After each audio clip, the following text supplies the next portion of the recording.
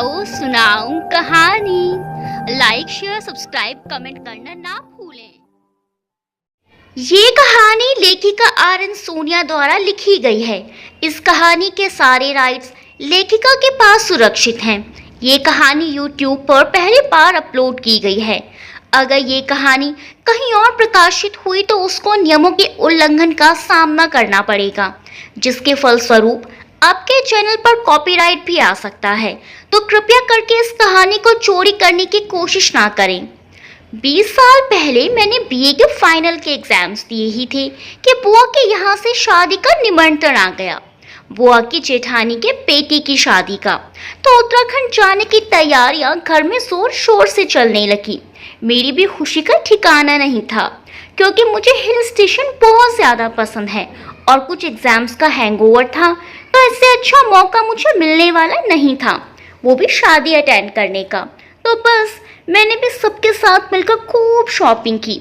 दादा दादी, papa mummy और छोटी बहन जिसने अभी 12वीं की परीक्षा दी थी। हम 6 सदस्यों का परिवार है। दादा दादी मेरठ से 1 हफ्ता पहले ही आ चुके थे। हमारा छोटा सा परिवार सुखी परिवार था, लेकिन कभी कभी दुखी परिवार भी बन जाता था जब छोटी बहन निकी और मेरा झगड़ा होता था। झगड़ा इतना जबरदस्त होता था कि लगता था आज से बस जीना मरना खत्म हम दोनों का। पापा मम्मी भी हमें चेतावनी दे डालते कि आज के बाद अगर दोनों को बात करते देखा तो हमसे बुरा कोई ना होगा। निकी और मेरी कभी बनती ही नहीं थी। 36 का आंकड़ा रहता था हमेशा हम दोनों के बीच में। कभी कभी जब बात हद से ज्यादा बढ़ जाती तो उसके बाल मेरे हाथ में और मेरे बाल उसके हाथ में होते थे। खेलते भी बचपन में साथ ही थे, लेकिन खेल खेल में भी झगड़ा होना अनिवार्य था। एक बार दिवाली पर हम दोनों का आपस में बहुत प्रेम प्रसंग चल रहा था। हम अच्छे से तैयार होकर पहुंच गए फोटो स्टूडियो फोटो खिंचवाने। क्या मस्त फोटो आई थी दोनों की। खुशी खुशी हाथों में हाथ डाल घर आए, खेले कूदे, मस्ती की और सो गए। कुछ दिन तक प्रेम प्रसंग ऐसे ही चलता रहा। फिर एक दिन मम्मी गोभी के पराठे बना रही थी। अब एक पराठा एक ही बार में बना सकती थी मम्मी, तो मैंने ले लिया।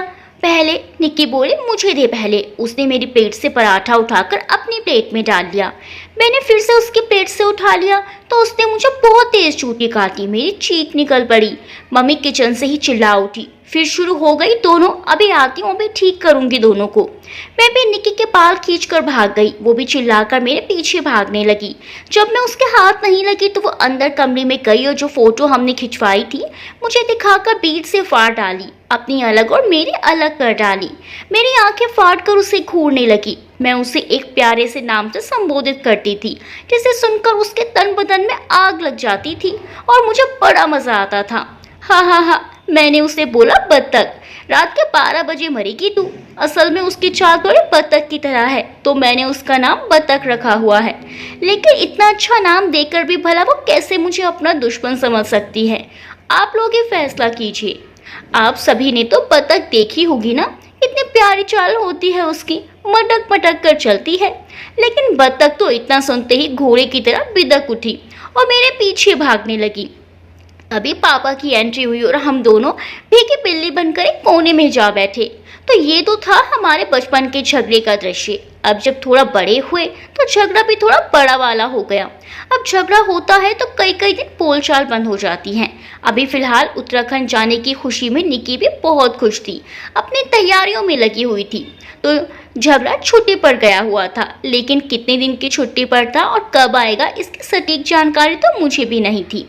लेकिन जब तक छुट्टी पर था तब तक की मौज मना ली जाए। बस फिर क्या था, तैयारियां लगभग पूरी हो चुकी थी। अगले दिन हमें निकलना था, लेकिन हमारे घर की एक खास बात यह है कि जब भी हम बाहर जाने वाले होते थे तो कुछ ना कुछ अड़चन जरूर आनी थी। घबराइए नहीं, कोई बड़ी खतरनाक वाली अड़चन नहीं, पड़ोसन वाले शंकु आंटी वाली अड़चन। जब भी हम कहीं बाहर जाने के लिए घर से बाहर निकलते तो हमेशा आकर कुछ ना कुछ मांगती। राय साहब, आप अपनी बहन के यहाँ शादी में जा रहे हैं, कितने दिन के लिए जा रहे हैं? अगर ज़्यादा दिन के लिए जा रहे हैं तो हमें गैस सिलेंडर दे दीजिए। ऐसे ही तो रखा होगा ना आपका? मम्मी ने कहा कि आपने पिछली बार हमारा मिक्सर ग्राइंडर लिया था और अब आप गैस सिलेंडर मांग रही हैं। हाँ लिया था मिसेस राय, लेकिन आते ही दे भी तो दिया था ना। लेकिन गैस सिलेंडर कोई देने की वस्तु तो है नहीं, दादी ने कहा। तो पापा ने मम्मी और दादी के सामने उनके साथ बहस करने से मना करने का इशारा किया। तो दादाजी ने भी कहा कि चलो कोई नहीं, ये सब तो पड़ोसी में चलता रहता है, जब ये कहीं जाएंगी तो हम इनका ले लेंगे, है ना शंकु बहन जी। तो आंटी ने एक फीकी सी मुस्कान के साथ गर्दन हिला दी। दरअसल पापा की एक आदत है कि अपना सामान एक बार ही किसी के मांगने पर पकड़ा देती है। कहते हैं पड़ोसी ही पड़ोसी के काम आता है। तो पापा ने सिलेंडर बाहर रखा और घर लॉक किया और चल दिया हम अपने सफर की ओर। हम लोग बस से जाने वाले थे तो बस में बैठ गए। निक्की और मैं एक साथ बैठने वाले थे। दोनों की ही बहस शुरू हो चुकी थी, दोनों को एक विंडो में बैठना था। तो ये तय हुआ कि पापा के साथ मैं और मम्मी के साथ निक्की बैठेगी और दादाजी दादी अपनी सीट पकड़ चुके थे। हम सब बैठ चुके थे, बाकी पैसेंजर्स भी बैठ चुके थे। अब हमारा सफर शुरू हो चुका था। मन बड़ा ही खुश था सोच सोच कर कि शादी में पूरी मस्ती करनी है, जमकर डांस करना है विनय भैया की शादी में। सोच सोच कर मन ही मन मुस्कुरा रही थी मैं। पिछली बार जब बुआ के यहाँ गई थी मेरी मस्ती अधूरी रह गई थी, क्योंकि हम केवल 3 दिनों के लिए ही उत्तराखंड गए थे। इस बार छुट्टी होने की वजह से शादी में पूरे 1 हफ्ता पहले जा रहे थे और 1 हफ्ता बाद में रुकने का प्रोग्राम था। तो बस इस बार तो धमाल मचाना है। 20 साल पहले फोन का इतना चलन तो था नहीं, तो बस सफर कुदरत का नज़ारा देखते हुए गुजरता था। अब तो मैं खुद भी उत्तराखंड जाती हूँ तो आधा सफ़र तो फ़ोन पर ही गुजर जाता है। लेकिन जो बात पहले थी वो अब नहीं है। पहले सफ़र का भरपूर आनंद लिया जाता था, अब तो रो रो कर सफ़र पूरा किया जाता है। अब सफ़र भी काफ़ी लंबा था तो मम्मी ने अचार पराठे साथ लिए हुए थे। कुछ घंटों बाद सभी को भूख लगने लगी तो सबने अपनी भूख मिटाई। सफ़र का आनंद तब और दुगना हो जाता है जब अपने मनपसंद गाने सफ़र में सुनने को मिल जाए। एक अलग ही फीलिंग मन में उमड़ आती है। तो बस क्या था, बस में गाने चल पड़े। तेरी उम्मीद तेरा इंतजार करते हैं, ऐ सनम हम तो सिर्फ तुमसे प्यार करते हैं। वाह क्या गाना था, सुनकर मन और ज्यादा खुश हो गया। दिव्या भारती मेरी पसंदीदा अभिनेत्री थी और यह फिल्म और ये गाना तो मेरे दिल का सुकून था। मैंने अपनी आंखें बंद की और मुझे कब नींद आ गई पता ही नहीं चला। कुछ देर बाद पापा ने मुझे जगाया तो हम ऋषिकेश पहुंच चुके थे। अभी तो इतना ही सफर और बाकी था, लेकिन मुझे थकावट महसूस होने लगी थी।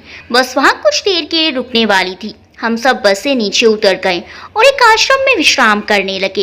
वहीं हमने खाना पीना किया। अभी तक तो प्लेन था, लेकिन अब बस ऊपर जाने वाली थी चढ़ाई पर, क्योंकि टिहरी गढ़वाल काफी ऊपर जाकर था। तो सोच सोच कर मन खुश भी था और दुखी भी। अब तक तो सफर का पूरा आनंद लिया, अब आगे ना जाने सफर कैसा कटेगा। बस इसी सोच के साथ फिर से बस में बैठ गए। अब शुरू हुई चढ़ाई। ऊपर पहाड़ों में जाना इतना आसान भी नहीं होता है। बस चलने के कुछ देर बाद गाने भी चलने लगे तो जैसे शरीर में नई ऊर्जा का संचार होने लगा। मेरा दिल भी कितना पागल है, ये प्यार तो तुमसे करता है, पर सामने जब तुम आते हो कुछ भी कहने से डरता है। ओ मेरे साजन, ओ मेरे साजन। गाने के साथ मैं भी गुनगुना रही थी और खिड़की के बाहर देखते हुए खूबसूरत नज़ारों का आनंद ले रही थी। तभी पीछे से निकी ने मेरे कंधे पर हाथ मारा। देख अनु, देख बादल कैसे उड़ रहे हैं। हाँ वाओ, मैं भी यही देख रही हूँ, क्या खूबसूरत नज़ारा है। आज निकी अच्छी मूड में थी, शायद सुंदर प्रकृति का असर था उस पर। अब हमारा सफर पूरा होने को था, लेकिन मुझे ऊपर जाने में यही सबसे बुरी बात लगती है कि चढ़ाई करते करते कान ठप हो जाते हैं। ऐसे बंद हो जाते हैं जैसे कान का पर्दा ही फट चुका हो और दिमाग भी हैंग हो जाता है। खैर अब तो आ ही चुके थे, थोड़ा और सफर बाकी था, चलकर कुछ टाइम बाद ठीक हो जाएगा कानों का मामला। तो हम पहुंच गए थे। अब हम बस से उतर चुके थे। कुछ ही दूरी पर बुआ का घर था। जैसे ही बुआ के घर पहुंचे अपने भाई भाभी भतीजों को देखकर बुआ खुशी से उछल पड़ी। कितनी देर तक मेल मिलाप चलता रहा। बुआ की जेठानी और विनय भैया बाकी सब घर वाले हमें देखकर बहुत खुश हुए और सफर का सफरनामा जानने लगे। ये सब होने के बाद सबसे पहले हम सब फ्रेश हुए, नहा धोकर खाना पीना किया और आराम करने लगे। इतने दूर का सफर करके थक गए थे तो सबको नींद आ गई। शादी का घर था, तैयारियां चल रही थी तो हम सब नींद से जागकर तैयारियां देखने लगे और बाकी तैयारी में सबका हाथ बटाने लगे।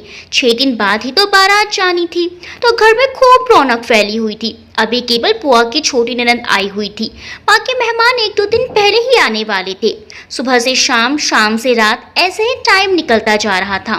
शादी का दिन नजदीक आने लगा तो मेरी एक्साइटमेंट बढ़ती जा रही थी, लेकिन मन में एक दुविधा थी जो अब तक मैंने अपने आप से छुपाई है।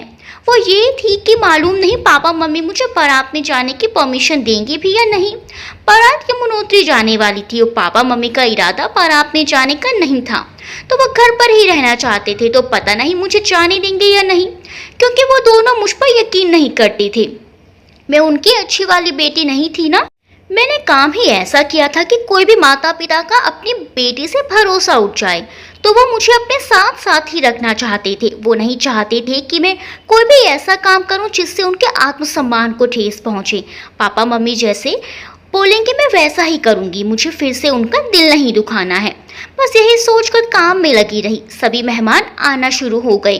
बुआ की बड़ी ननद और उनकी दोनों बेटियां कोमल और निधि भी आ चुकी थी। हम एक दूसरे से लिपट गए। एक दिन और मस्ती मजाक में बीत गया। कल बारात जाने का दिन था। आज घर में खूब हंगामा मचा हुआ था। अब तो सभी मेहमान भी आ चुके थे। घर की रौनक में 4 चांद लगे हुए थे। बारात में जाने को लेकर बातें चल रही थी तो कोमल और निधि ने मुझसे पूछा, तो क्या पहनेगी अनु? अब मेरे मन की दुविधा कौन जान सकता था। मैंने किसी तरह बहाना बनाया, यार मेरी तबीयत कुछ ठीक नहीं है, मैं नहीं जा रही बारात में। ओहो, ऐसा कैसे हो सकता है? हम सब बारात में जाए और तू घर में पड़ी रहे, और तू तो भली चंगी लग रही है, तबीयत कहाँ से खराब लग रही है तेरी? नहीं यार, इतना सफ़र करके आई हूँ ना, तो बस थकान से तबीयत कुछ ठीक नहीं है। मैडम जी, सफ़र केवल आप ही नहीं करके आई, हम भी आए हैं। हम तो तभी बारात में जाएंगे, इससे अच्छा मौका और कहाँ मिलेगा। मैं उनसे बहाने बना रही थी और वो दोनों अपना ही राग अलापने में लगी रही। और फिर दोनों उठकर पापा मम्मी के पास चली गई। अंकल आंटी, आप ही समझाइए ना अनु को, बारात में जाने से मना कर रही है। और फिर शादी का मज़ा ही क्या रह जाएगा जब अनु बारात में ही नहीं जाएगी तो। उनके कहते ही पापा मम्मी ने मेरी तरफ घूरते हुए अंदाज में देखा। उन दोनों ने पापा मम्मी को इतना कन्विंस किया कि पापा मम्मी को बोलना ही पड़ा कि जाओ अनु, अपनी तैयारी करो। पापा मम्मी की हरी झंडी मिलते ही मैं उनके सामने से चुपचाप उठकर हॉल से अंदर आ गई और कमरे में आकर खूब डांस किया। कमरे से बाहर खड़ी कोमल और निधि मुझे डांस करते हुए देखकर अंदर आते हुए बोली, तो मैडम जी, आपकी तबीयत तो खराब थी ना? हाँ, लेकिन अब ठीक है। अनु की बच्ची उन दोनों ने मुझे बेड पर गिरा दिया। मैंने उनको भी नीचे खींच लिया और हम तीनों लेटकर खूब हंसने लगे। तभी निक्की भी अंदर आ गई। हमें ऐसे हंसते देख उसका मुंह बन गया। हम भी खामोश हो गए। वो जैसे ही बाहर जाने लगी तो मैंने उसे चिढ़ाते हुए कहा, कुछ लोगों का तो जब देखो मुंह ही बना रहता है, हंसी तो आती ही नहीं है। वो छल्ला कर बोली, हाँ, क्योंकि हंसने का ठेका मैंने तुझे दिया हुआ है ना। कोमल और निधि भी हंसने लगी। मैंने उनसे कहा, तुम मेरी साइड हो या उसकी साइड, डिसाइड कर लो। कोमल बेड से उतरकर उसके पास खड़ी होकर बोली, भाई मैं तो निकी की साइड हूँ। निधि भी उसके पास जाकर उसके कंधे पकड़कर बोल पड़ी, भाई मैं भी निकी की ही साइड हूँ। इस पर निकी ठहाके मारकर हंसने लगी। उन दोनों ने मेरी झंड करा दी। मैं छल्ला उठी, लेकिन निकी को इतने टाइम बाद हंसता हुआ देख मेरे दिल को अलग ही सुकून मिला। आखिर मेरी छोटी बहन है, उसकी खुशी मेरी खुशी। थोड़ी देर बाद खाना और उसके बाद डांस प्रोग्राम था। सबने खाना खाया और डांस में शामिल हो गए। आज तो मैं डबल खुश थी। एक तो बारात की हरी झंडी मिलने की खुशी, दूसरा निक्की की खुशी देखकर। तो मैंने तो जमकर नाचने वाली थी। पहले 1-2 लोगों ने डांस किया, फिर मेरा नंबर आया। मेरे पसंदीदा गाना चलाया गया, जिस पर मुझे बहुत अच्छा डांस भी आता था और लगभग सभी शादियों की शान हुआ करता था ये गाना। और शान हो भी क्यों ना, लता जी की मदहोश कर देने वाली सुरीली आवाज़ और श्रीदेवी जी का पागल दीवाना कर देने वाला कमाल का नृत्य देखते सुनते ही किसी का भी दिल मचल उठे। हाय मेरे घुटनों से लंबी, हाय मेरी चोटी है, हाय मेरी आंख शतरंज की गोटी है, मेरे घुटनों से लंबी मेरी चोटी है, मेरी आँख शतरंज की गोटी है, मेरे बाबू ला फिर कहना अभी तू छोटी है। मैं डांस कर रही थी और वाह वाह बटोर रही थी। तभी मेरी नज़र एक साइड में बैठे एक जनाब पर पड़ी, जो बड़ी बड़ी आंखें करके बड़े ही प्यार भरी नज़रों से मुझे निहार रहे थे। उसकी नज़रों में कुछ अलग ही था। बस फिर क्या था, मेरे डांस करने का जो लेवल था वो बहुत डाउन हो गया और मैं जाकर बैठ गई। सबने बहुत आग्रह किया लेकिन उसकी नज़रों ने मुझे शर्मिंदा कर दिया था, तो बस एक तरफ बैठ गई। मैंने उधर देखना तो नहीं चाहा, लेकिन नजरें फिर से उसी पर चली गई। अरे बाप रे, वो तो अभी मुझे ही देख रहा था। मैंने तुरंत अपनी नजरें हटा ली। उसकी प्रॉब्लम क्या है आखिर? मेरा डांस भी खराब कर दिया, उल्लू कहीं का। मेरा मन नहीं लगा फिर वहां पर, तो मैं उठकर कमरे में चली आई। कोमल और निधि मेरे पीछे पीछे आ गई। मुझे बाहर ले जाने की जिद पर अड़ी रही, लेकिन मैं वापस नहीं गई। वो उल्लू जो बैठा हुआ था वहां पर, कोमल और निधि मुंह बनाकर बाहर चली गई और मैं चेंज करने लगी और आराम से लेट गई। डांस प्रोग्राम भी समाप्त हो चुका था, सबके सब सोने की तैयारी कर चुके थे। निकी, मैं, कोमल, निधि सब एक साथ सो रहे थे। मुझे रात में प्यास लगी, मैंने कोमल को जगाया। हम दोनों बाहर गए तो विनय भैया और वो उल्लू जाग रहे थे। वो अब भी मुझे वैसे ही देख रहा था। हमने जल्दी पानी पिया। आने लगे तभी भैया की आवाज आई, अनु जरा हमें भी पानी दे दो। मैं पानी देने गई तो वो मुस्कुरा रहा था। मैंने नजरें नीचे की ओर आ गई। हम अपने ठिकाने आकर सो गए। सुबह सब देर तक सोते रहे, क्योंकि बारात शाम 7-8 बजे निकलने वाली थी, लेकिन सही समय पर पहुंचनी थी और यमुनोत्री दूर भी था। तो दादा दादी और बड़े लोगों ने शोर मचाना शुरू कर दिया, जल्दी करो जल्दी करो। बस नाश्ता पानी करके सब आराम आराम से अपनी अपनी तैयारियों में लग गए। लेकिन जब दादा दादी बोलते तो हाथ जल्दी जल्दी चलने लगते। आज घर में भयंकर तूफान आया हुआ था। घबराइए मत, प्राकृतिक वाला नहीं, वो जो शादी वाले घर में होता था ना, उन दिनों अफरा तफरी वाला तूफान। कोई कपड़े ढूंढ रहा था, कोई रास्ते के खाने की चिंता कर रहा था, किसी को ये जानकारी चाहिए थी कि कितने घंटे में बस यमुनोत्री पहुंच जाएगी, तो किसी को अपने कोट पैंट बिना सल बिगाड़े ले जाने की चिंता थी, तो लेडीज को मेकअप का सामान भूल न जाए ये चिंता थी, किसी के नहाने के लिए बाथरूम में पहले जाने की होड़ मची हुई थी। कुल मिलाकर फुल हुल्लड़ मचा था यार। बड़ी मुश्किल से नहाने का नंबर आया। हम तैयार हो रहे थे तो मैंने देखा उल्लू अपने कपड़े लिए इधर से उधर फिर रहा था। मुझे उसका हुलिया देखकर हंसी छूट गई। फिर मैंने खुद के तैयार होने पर फोकस किया। आखिर भाई की बारात में जाना था तो बाराती की तरह लगने भी तो चाहिए ना। मैंने ब्लैक पटियाला सूट पहना और अच्छी तरह से अपना मेकओवर किया। मुझे देखते ही कोमल और निधि ने सीटी मारी। वाह वाह, 2-4 का कत्लो आज करके ही मानेंगे मैडम जी। हाँ, 2 तो तुम ही हो और 2 और मर जाएंगे। हाय हमारी अनु जान, क्या खूब लगती हो, बड़ी सुंदर दिखती हो।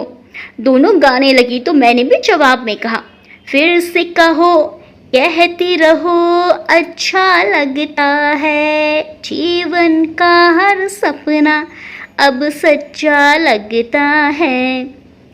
तुम दोनों भी कम नहीं लग रही हो, आज तो लाशें बिछ जाएंगी लाशें। तीनों खूब हंसे और फिर बारात चलने के लिए बुलाया जाने लगा। वहां मेरे रुकने लायक अब काम भी नहीं था, तो मैंने कोमल से कहा चल अब बस में बैठते हैं, खिड़की वाली सीट रोकेंगे। हाँ हाँ चल चल। तभी बुआ ने कोमल को कुछ काम के लिए आवाज लगाई, तो उसने कहा तुम दोनों चलो मैं आ रही हूँ, और मैं और निधि बस में चले गए। हम बातें करते हुए चल रहे थे कि पीछे ही बैठेंगे हम चारों, आगे तो बड़े बड़ों को बैठने देंगे।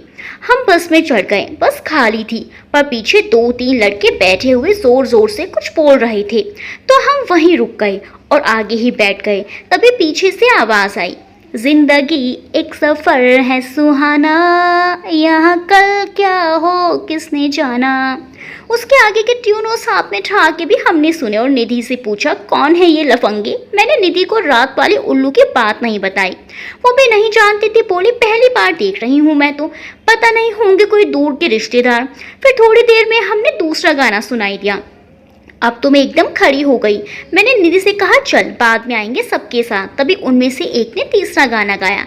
हाय काले लिबास में बदन गोरा यूं लगे ईमान से, जैसे हीरा निकल रहा हो कोयले की खान से। निधि और मेरा ध्यान एक साथ मेरे सूट पर गया, तो ब्लैक कलर देखकर हम दोनों समझ गए कि टारगेट मैं ही हूँ।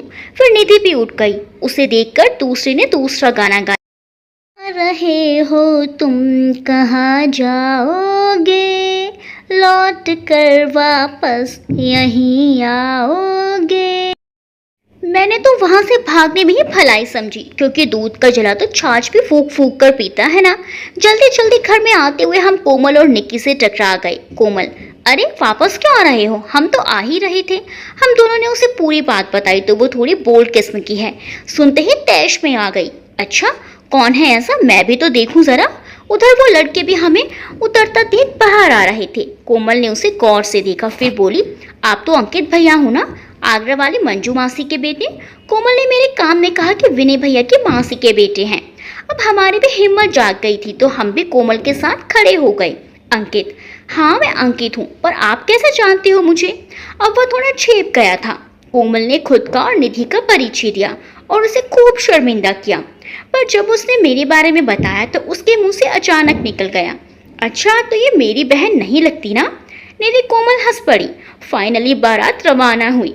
हमने अपनी अपनी सीट पकड़ ली थी, पीछे से दूसरे नंबर वाली पर हम और अंकित, उसका कजिन, ये लोग हमारे पीछे वाली सीट पर। और फिर रियाज के मुताबिक थोड़ी ही देर में अंताक्षरी शुरू हो गई, मेल वर्सेस फीमेल। पहले तो बड़े लोग अपनी बातचीत में व्यस्त थे, पर धीरे धीरे उनका इंटरेस्ट बढ़ता जा रहा था। अब हालात कुछ यूं थे कि हम बच्चों को एक अदद गाना गाने में भी संघर्ष करना पड़ रहा था, और ऐसे ऐसे गाने झेलने पड़ रहे थे जिनका पता ढूंढने में गूगल को भी समय लगेगा। जैसे वो गाड़ी वाले गाड़ी धीरे हाँक रहे, फिर दूसरा दिल का दिया जला ले गया।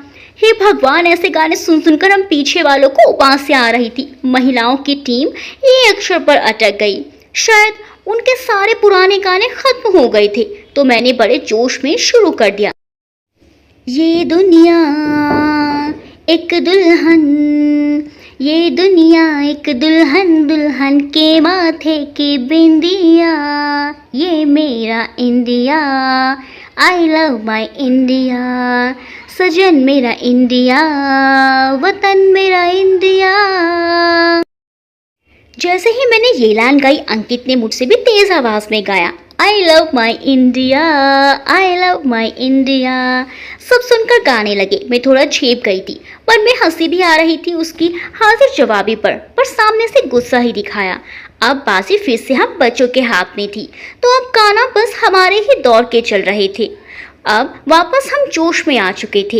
इतने की सीट छोड़कर पहले हैंडल पर बैठे, फिर अपनी अपनी सीटों पर घुटनों के बल खड़े हुए। अब हम लोगों के चेहरे एक दूसरे के सामने थे। मुकाबला बराबरी पर चल रहा था।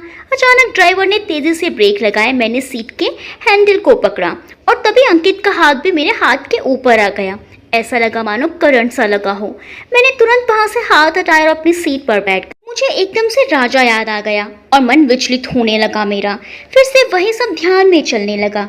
शायद थोड़ी देर में आंसू भी निकल आते यदि बस ना रुकी होती तो। चाय वगैरह के लिए बस वहाँ एक होटल पर रुक गई थी तो सब नीचे उतरने लगे। मेरा मन नहीं हो रहा था, पर कोमल नहीं मानी तो मुझे भी उतरना पड़ा। सब लोग बस में बैठे हुए परेशान हो रहे थे तो यहाँ वहाँ घूमकर पैर सीधे कर रहे थे। निधि चिप्स लाने चली गई और कोमल टॉयलेट में अकेली खड़ी थी। तभी अंकित मेरे पास आकर धीरे से बोला, आई एम सॉरी, वो बस से ब्रेक अचानक लगी तो गलती से आपके हाथ। रियली मैंने जानबूझकर नहीं किया। आई नो मेरा फर्स्ट इम्प्रेशन थोड़ा गलत हो गया, पर रियली मैंने इंटेंशनली हाथ नहीं लगाया था। मैं इट्स ओके। वो नहीं, वो आप शायद मुझसे गुस्सा। मैं अरे नहीं हूँ भाई गुस्सा। वो ये गलत बात है देखो। मैं क्या, कौन सी गलत बात। वो भाई मत बोलो, वो तो मैं सिर्फ कोमल निधि का लगता हूँ। मैं पागल पागल हो क्या। तभी कोमल आती हुई दिखी तो वो हंसता हुआ चला गया। कोमल क्या कह रहा था वो तुझसे ये।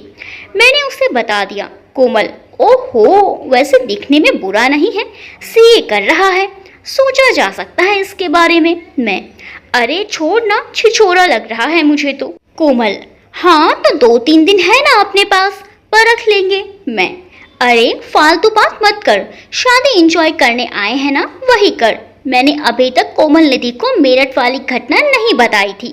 कैसे कहती उससे कि जब अंकित के हाथ का स्पर्श हुआ तो मुझे राजा का वो घिनौना रूप याद आ गया। कैसे कहती कि शादी के ख्याल से ही मुझे वो भयानक दिन याद आ जाता है। नहीं बता सकती थी मैं इस काले धब्बे को। बस में बैठते ही मैंने आंखें बंद कर ली और सोने का नाटक करते हुए कब नींद आ गई पता ही नहीं चला। रात में अचानक मेरी नींद खुली तो मुझे टॉयलेट जाना था, पर सब लोग सो रहे। बस में हल्के से डिम लाइट जल रही थी। बस मैंने थोड़ा खड़े होने की कोशिश की, पर निधि मुझसे पूरी तरह जकड़ी हुई सो रही थी कि मैं हिल भी नहीं पाई। मैंने उसे उठाया पर वो गाल थपथपाकर बोली, सो जा यार, इतनी सुबह क्यों उठ जाती है तू, और वापस गहरी नींद में सो गई। कोमल और निक्की थोड़ी दूर वाली सीट पर थी और आगे और पीछे वाली सीट पर सिर्फ लड़के थे। मैंने फिर से उठकर देखना चाहा तो पीछे वाली सीट पर अंकित और उसका कजिन दोनों जगे हुए थे और धीरे धीरे बातें कर रहे थे। मुझे उठता हुआ देखकर वो पूछने लगा, क्या हुआ? मैंने शर्म के मारे गर्दन हिलाकर मना कर दिया, पर वो शायद समझ गया होगा तो उठकर आगे ड्राइवर के पास गया और शायद किसी होटल वगैरह पर रोकने को कहा होगा। मैंने मन में ही सोचा, ज़्यादा स्मार्ट बन रहा है, पर ये नहीं पता कि अकेली थोड़ी ना उतरूंगी नीचे। पर उसने सीधे जाकर उसकी मम्मी को उठाया और कुछ कहा उनसे, फिर आकर मुझसे बोला, मम्मी जगी हुई हैं, आप आगे चले जाओ। उफ, इतना छिछोरा भी नहीं है शायद। मैं फ्री होकर वापस अपनी सीट पर आकर बैठ गई। तभी धीरे धीरे गाने की आवाज़ आने लगी, हम तुमसे ना कुछ कह पाए, तुम हमसे ना कुछ कह पाए। हे भगवान, पहले वाली राय की ज़्यादा सही थी, पूरा छिछोरा ही है ये। सुबह 8 बजे करीबन हम यमुनोत्री पहुंच गए। धर्मशाला काफ़ी अच्छी थी। वो और हम ऊपर तीसरी मंजिल पर कमरे में थे। वहाँ पीछे की तरफ बहुत बड़ा पार्क था। खिड़की से मैं बहुत सुंदर दिख रहा था। हम सोच ही रहे थे कि कैमरा निकाल लें, कोडेक वाला। तभी फूफा जी कमरे में आए। उन्होंने कहा कि जल्दी तैयार हो जाओ, दिन में घूम लेते हैं। बुआ, कौन कौन चल रहा है? अरे अपनी बस ले चल रहे हैं, जिसकी इच्छा होगी चलेगा, जो थका हुआ है वो रेस्ट कर लेगा। हम चारों तो खुशी से चिल्ला उठे। मैंने अपना सूट चेंज किया, फिर हम तीनों ढंग से तैयार होकर बस में बैठ गए। वहाँ वो महाराज पहले से विराजमान थे और देखते ही गाना शुरू किया, आइए आपका इंतजार था। अब तो उसे कोमल निधि की भी शर्म नहीं थी, खुलकर फ्लर्ट कर रहा था। हम सब ने खूबसूरत वादियों को आनंद लिया। सच में बहुत ही खूबसूरत है यमुनोत्री, एक बार तो सबको जाना ही चाहिए। हम सब ने तो बहुत इंजॉय किया। शाम को वापस धर्मशाला पहुंचे, थोड़ा थके थे पर बारात में डांस भी करना बाकी था। हम सब दिन भर घूमे और फोटोज भी खींचे। अंकित ने कई बार करीब आने की कोशिश की, पर मैंने उसे भाव नहीं दिया। कोमल हम दोनों को मिलाने की कोशिश में लगी थी। ये बात मैं समझ गई थी, पर मैं शायद सहज नहीं हो पा रही थी, इसीलिए उसके प्रयासों को नज़रअंदाज कर रही थी। जब हम घूमकर धर्मशाला आए तो सब थके थे, तो आराम करने अपने अपने कमरों में जाकर लेट गए। बारात 8 बजे रवाना होनी थी। उस समय 3 बजे थे, तो 6 बजे तक रेस्ट का टाइम था हमारे पास। उस कमरे में बुआ, कोमल, निधि, निक्की और मैं। बुआ की एक दूर के रिश्ते की भाभी और उनकी बेटी जो 3-4 साल की थी। कुल 6-7 जने थे। हम सभी नीचे बिछे हुए बिस्तर पर लेट गए थे। थकान के कारण लेटते ही आंख लग गई। तभी बच्चे के रोने की आवाज़ से नींद टूट गई। देखा तो उन आंटी की बेटी रो रो कर उसके पापा के पास जाने की जिद कर रही थी, जो कि 2nd फ्लोर पर जेंट्स के लिए जो रूम्स थे उनमें थे। उन आंटी ने कोमल से कहा कि इसको इसके पापा के पास छोड़ आओ। कोमल ने मेरी तरफ देखा तो मुझे भी उठकर उसके साथ जाना पड़ा। हम सीढ़ियों से उतरकर जब कॉरिडोर में पहुंचे तो हर कमरे में उसके पापा को ढूंढते हुए चल रहे थे। उनमें से एक कमरे में अंकित और उसके कजिन भी थे। उन्होंने जैसे ही हमें रूम से बाहर देखा तो उठकर वो बाहर आ गए। अंकित, क्या हुआ, किसे ढूंढ रहे हो? कोमल, इसके पापा को, रो रही थी ये ऊपर। अंकित, अच्छा, मामा तो लास्ट से पहले वाले रूम में हैं। हम उधर ही जाने लगे। तब तक वो तीनों रूम से बाहर निकलकर रेलिंग के सहारे खड़े हो गए और नीचे गार्डन में देखने लगे। हम जब उस बच्चे को छोड़कर वापस आए तो वो तीनों उधर ही खड़े मिले हमें। अंकित रेलिंग पर पेट टिकाए खड़ा हुआ था। हम जब वापस आए तो अंकित, अरे यार कपिल, अभी थोड़ी देर पहले मैं भगवान से कुछ और मांग लेता तो शायद मुझे वो भी मिल जाता। कोमल, भैया क्यों जूते खाने के काम कर रहे हो यार, मतलब मैं बहन हूँ, कम से कम मेरी तो शर्म कर लो यार। अंकित, अरे तो तेरे लिए थोड़े ही बोला है पागल, और तू क्या, समस्त भारतीय मेरे भाई बहन हैं, बस एक को छोड़कर। कोमल, सही कहती है तू अनु, ये सच में छिछोरे ही हैं। अंकित, मुझसे।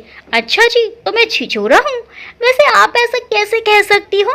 कोमल, चल अनु, इनकी बातों में लग गए ना तो सो भी नहीं पाएंगे और बारात का टाइम हो जाएगा। अंकित, जल्दी जाइएगा जी। हम इंतजार करेंगे तेरा कयामत तक, खुदा करे कि कयामत हो और तू आए। मैंने उसे गुस्से में मुड़कर देखा और उसने लोफरों की तरह दिल पर हाथ रखने का एक्शन किया।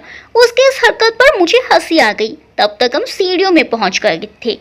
कोमल, कुछ भी बोल, पर मजा तो तुझे भी आ रहा है ना? मैं, शट अप यार।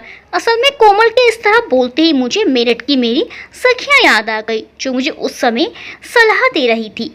वो सब याद आते ही मेरा सर दर्द होने लगा। हम आकर लेट गए। फिर बुआ ने 6 बजे जगाया और तैयार होने को कहा। मैंने फिर से सूट निकाल लिया तो कोमल गुस्से से मुझे घूरने लगी। कोमल, तुझे दादी ने लहंगा पहनने को कहा था ना, चल निकाल उसे। मैं, नहीं यार, मन नहीं है मेरा। निधि, अच्छा ठीक है, फिर मुझे भी नहीं पहनना है।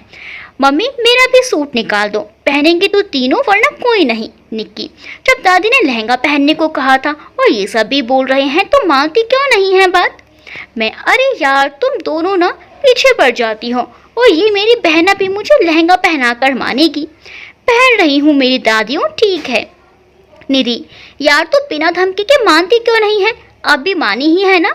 हम चारों तैयार होकर नीचे उतर आए। असल में शादी उसी धर्मशाला के नीचे बने गार्डन में थी, तो बारात पीछे के गेट से रवाना होकर एक चक्कर काटकर सामने के गेट से आनी थी।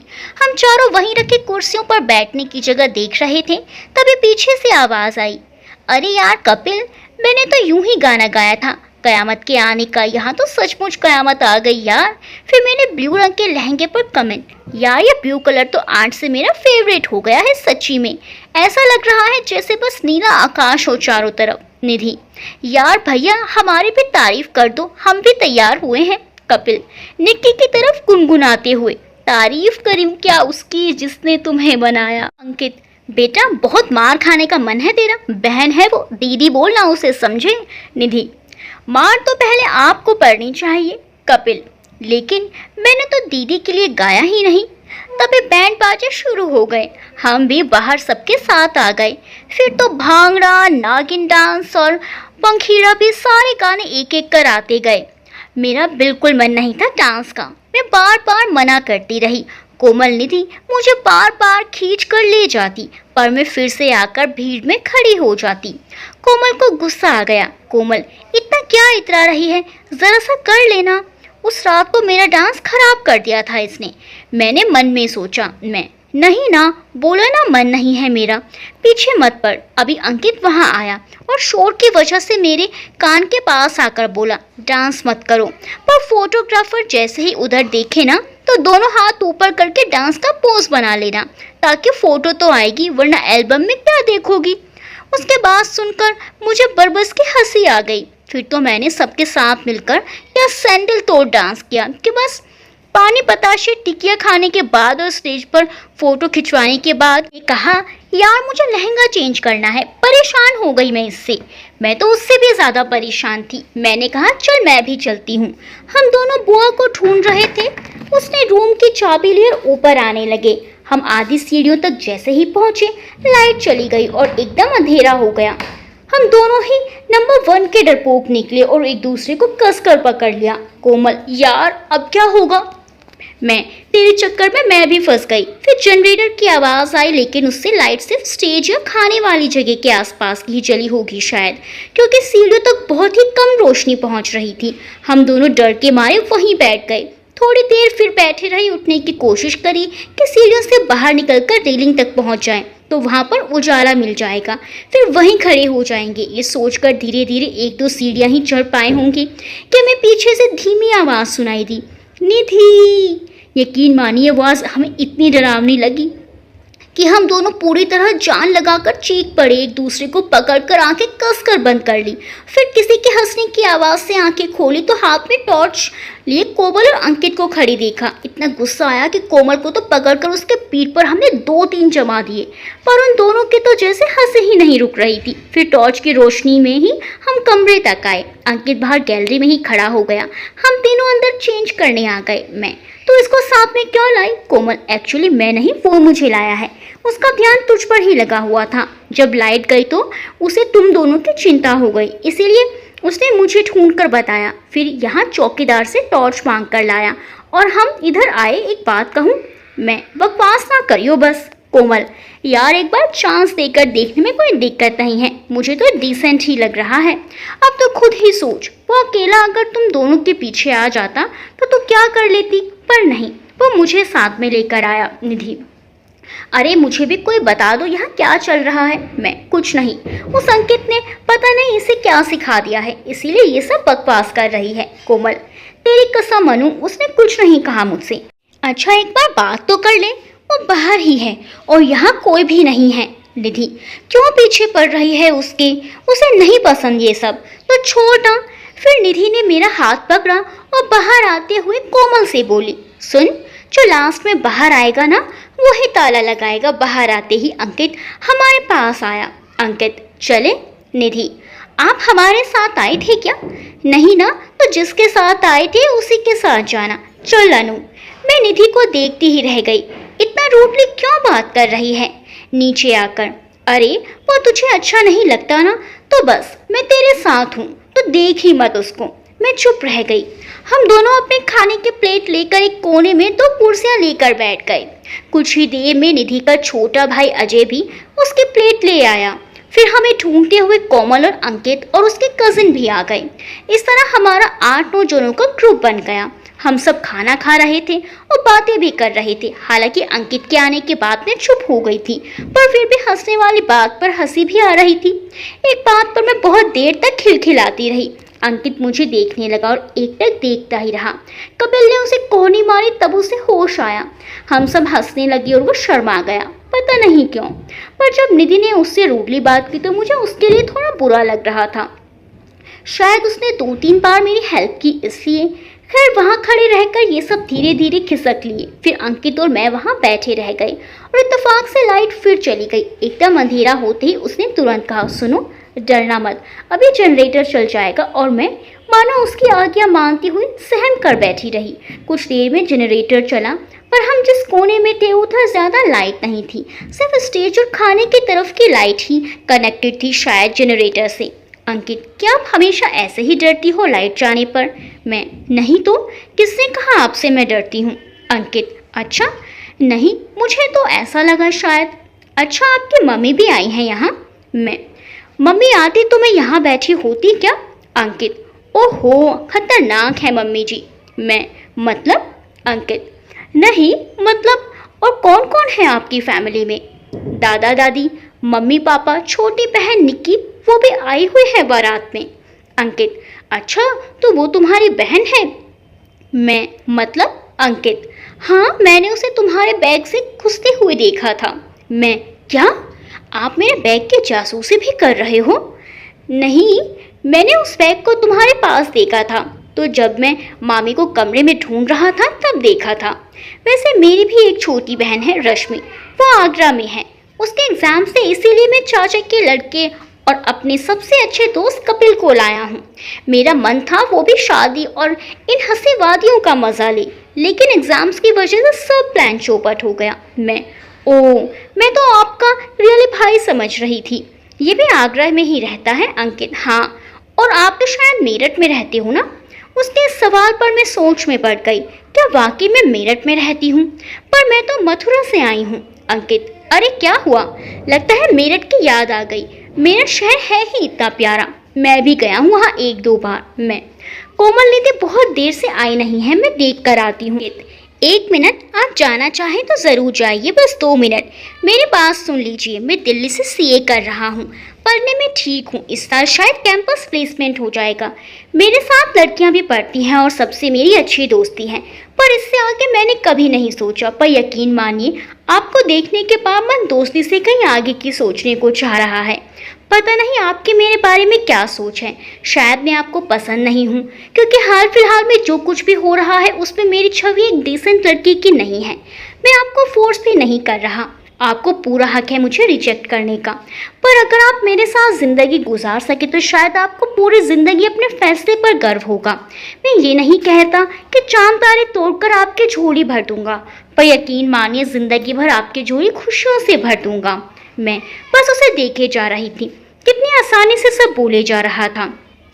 आप इतने सीरियस हैं या फिर से मजाक कर रहे हैं अंकित जी? बात मत टालिए, मेरे मन में जो था मैंने कह दिया, बाकी सब आपके हाथ में है। आप सोच कर जवाब दीजिएगा। आप चाहे तो कोमल निधि को ढूंढने जा सकती हैं। मैं उठकर वहां से चली आई, पर अब बार बार उसके शब्द मेरे कानों में गूंज रहे। कहीं ना कहीं मुझे अच्छा लग रहा था उसके मुंह से ये सब सुनना और उसकी बातों पर यकीन करने को जी चाह रहा था। पर मुझे जैसे ही मेरे अतीत का ध्यान आया मुझे अजीब सा डर लगने लगा। फेरे शुरू होने वाले थे, अधिकतर लोग सोने जा चुके थे, सिर्फ 8-10 जने ही वहां बैठे थे। अंकित भी शायद उसके कमरे में ही था। मेरे दिमाग में उसके कई अल्फाज गूंज रहे थे, मेरी नजरें उसी को तलाश रही थी। दिल उसके आसपास ही होने की उम्मीद कर रहा था, पर वो तो मेरे मन में प्यार की लौ जलाकर सोने जा चुका था। कोमल की नजर सिर्फ मुझ पर थी, शायद वो समझ रही थी कि मैं किसे ढूंढ रही हूँ। अब मैं अजीब दुविधा में थी, पर मन फिर से किसी पर भरोसा नहीं करना चाह रहा था, क्योंकि एक बार ठोकर खा चुकी थी। जो कि उस दुर्घटना की याद आई, मेरा मन कड़वाहट से भर गया और मैंने सोच लिया कि इन सब चक्करों में मुझे फिर से नहीं पड़ना। वैसे ही मम्मी पापा का विश्वास एक बार तोड़ चुकी हूँ मैं, अब दोबारा ऐसा नहीं करूँगी। और मैंने ऐसा ही किया। अगले दिन जब सब बस में हम सब वापस लौट रहे थे, तब मैं आगे बुआ के पास वाली सीट पर बैठी। एक बार भी अंकित को पलट कर नहीं देखा। हालांकि कोमल और उसकी कोशिशें जारी थी, पर मैं भी अड़ी रही और आंखें बंद कर सोने का नाटक करती रही। वैसे भी उस समय मोबाइल तो था नहीं जो मुझे बार बार टाइम देखने के लिए उसे चेक करना पड़ता। हम रात तक टिहरी पहुंच गए। बस में से उतरते समय कोमल ने मुझे बातों में लगाए रखा। सब लोगों के अंदर आने के बाद अंकित मेरे पास आने लगा। मैं पीछे सरकने लगी, पीछे बस से टिक गई। अंकित मुझसे थोड़ा दूर रहते हुए दोनों हाथ बांध कर खड़ा हो गया। मैंने चेहरा साइड में घुमा लिया। मैं उसकी आंखों में नहीं देखना चाहती थी, क्योंकि ऐसा करती तो कमज़ोर पड़ जाती। अंकित, क्या हुआ? मुझसे नजरें चुराने की कोशिश क्यों कर रही हो? मेरी तरफ देखो। मैंने उसकी तरफ देखा। अंकित, देखो, मैंने जो तुमसे कहा वो मेरे अपने जज्बात हैं और तुम पर कोई ज़बरदस्ती नहीं है। अगर सच में तुम्हारे मन में मेरे लिए कुछ नहीं है तो कोई बात नहीं। हम शायद आज के बाद फिर कभी मिले भी ना, क्योंकि यहाँ हमारा मिलना एक इत्तेफाक था बस। इसीलिए भूल जाना मैंने जो कल कहा, और बस वो लम्हे याद रखना जब मेरे साथ तुम मुस्कुराई थी। बस अब जाओ, वरना कभी जाने नहीं दूंगा। मैं धीरे धीरे उससे मुड़कर देखते हुए अंदर चली गई। अंदर अभी काफ़ी हलचल मची थी। दुल्हन को अंदर लेना, सामान बसों में से उतारना, सोने की जगह तलाशना वगैरह वगैरह। और अब मैं थोड़ा शांति चाहती थी, तो मैंने बुआ से ज़िद की कि मुझे घर जाकर ही सोना है। शायद बुआ की भी इच्छा यही थी, तो वो फ़ौरन मान भी गई। निधि और निक्की भी हमारे साथ ही आ गई। कोमल शायद मुझसे नाराज़ थी, तो वो नहीं आई। हम घर आ गए। दादी हमसे रात को ही शादी के सारे समाचार जान लेना चाहती थी, पर हम इतने थके हुए थे कि बस बिस्तर पर गिरते ही सोने के मूड में थे। लेकिन दादी फिर भी एक दो बात पूछना ही चाहती थी, तो दादाजी ने कहा कि सो लेने दो बच्चों को पहले, इन्हें क्यों परेशान करती हो? दादी, हाँ हाँ सो लेंगे ना, मैं कहाँ परेशान कर रही हूँ, पूछ लूँगी बाद में सारी बातें। तब हम जाकर चैन से सोए। फिर अगले दिन मैं 12 बजे सोकर उठी। निक्की, कोमल, निधि तो अभी भी सो रही थी। फिर एक एक करके सब जागते रहे। मेरी नज़रें अंकित को तलाश करने में लगी रही। मुझे उसकी कही हुई बातें याद आती रही। मैंने कोमल और निधि को भी इस बारे में कुछ नहीं बताया था। हमने नाश्ता किया तो दादी शुरू हो गई बारात की बातें जानने के लिए। अब मैं उन्हें क्या बताती कि मेरे साथ क्या क्या हुआ है। खैर, हमने बहुत सी बातें दादी को बताई। जो लोग घर रुके हुए थे, पापा मम्मी, सब हमारी बातों में इंटरेस्ट लेने लगे। नई भाभी को भी हमारे पास बैठा दिया था। बातें सुनकर सब हंस रहे थे, अपनी अपनी राय पेश कर रहे थे। भाभी को भी हंसी आ रही थी। और सब लोग विनय भैया के टांग खींचने में लगे हुए थे। तो भाभी शर्मा कर अंदर चली गई। 2 दिन बाद रिसेप्शन था, लेकिन मेरा मन अब पहले की तरह खुश नहीं लग रहा था।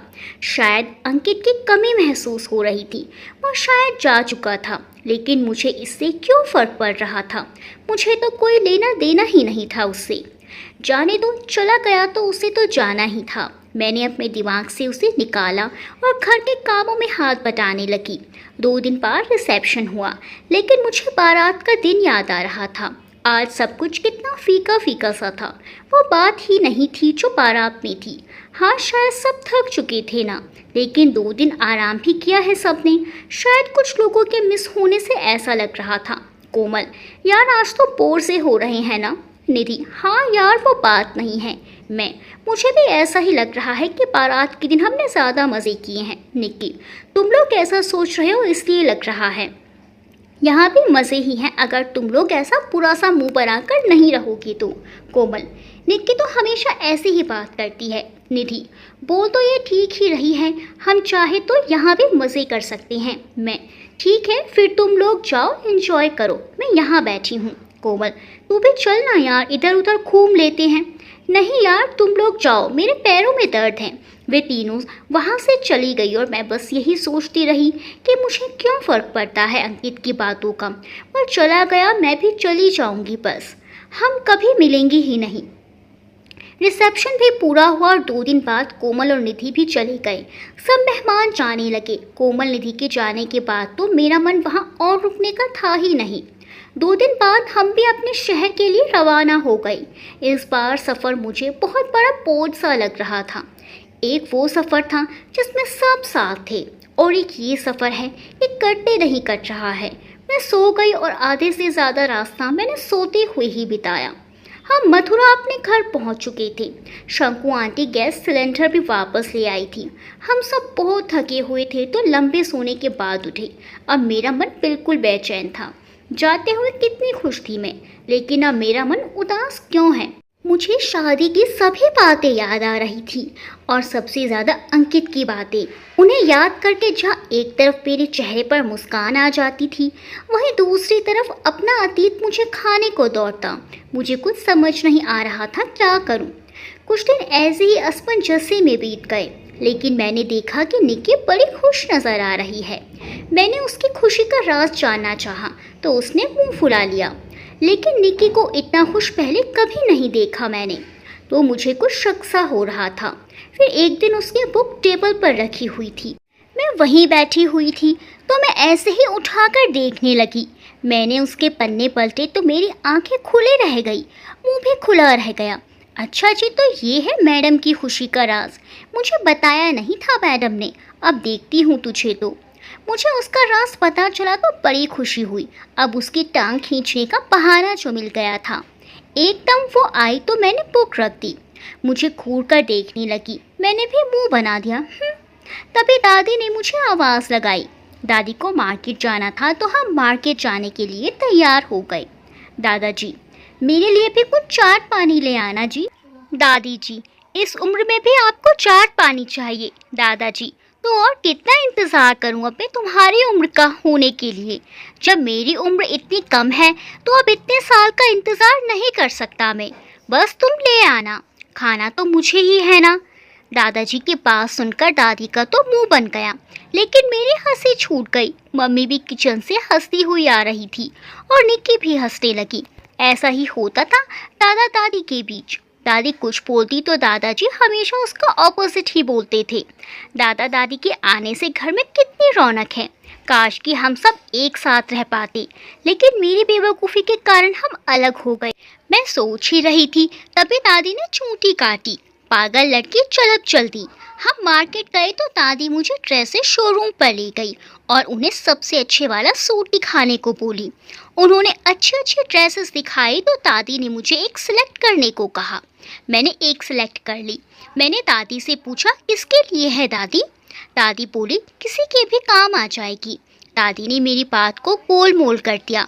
दादी ने उसे पैक कराया और पेमेंट की और हम घर आ गए। मम्मी की तबीयत कुछ ठीक नहीं थी, तो मम्मी ने मुझे खाना बनाने को बोला। तो मैंने मम्मी को कहा, मम्मी मैं सब्जी बनाऊंगी, निक्की को बोलो रोटी बनाने को। मम्मी तो खुद बोल दे उसे।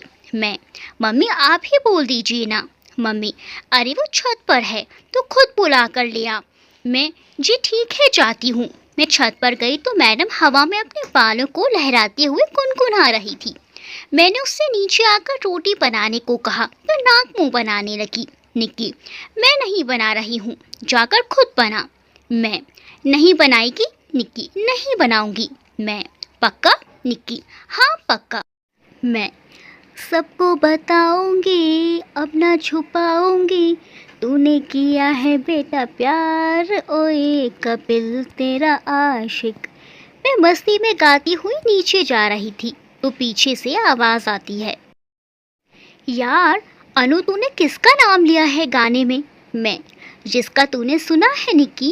निक्की आंखें फाड़ कर मुझे देखने लगी और मुस्कुराते हुए बोली, अनु दीदी रोटी कह रही थी तुम बनाने को, चलो मैं बनाती हूँ, आप कहो तो सबसे भी बना दूंगी। उसके मुंह से आज खुद को दीदी सुनकर मुझे जोर की हंसी छूट गई।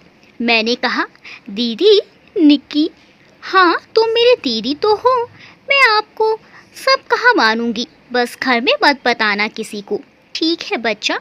मैंने उसे चिढ़ाते हुए उसके सिर पर हाथ रखा तो वो नीचे चली गई। कपिल का नाम सुनते ही वो सब समझ चुकी थी और डर भी गई थी। वैसे एक बात तो माननी पड़ेगी, राज में और खाज में अलग ही मज़ा है। किसी का राज पता हो और उसे ये पता हो कि हम उसके राजदार हैं तो उससे कुछ भी कराया जा सकता है।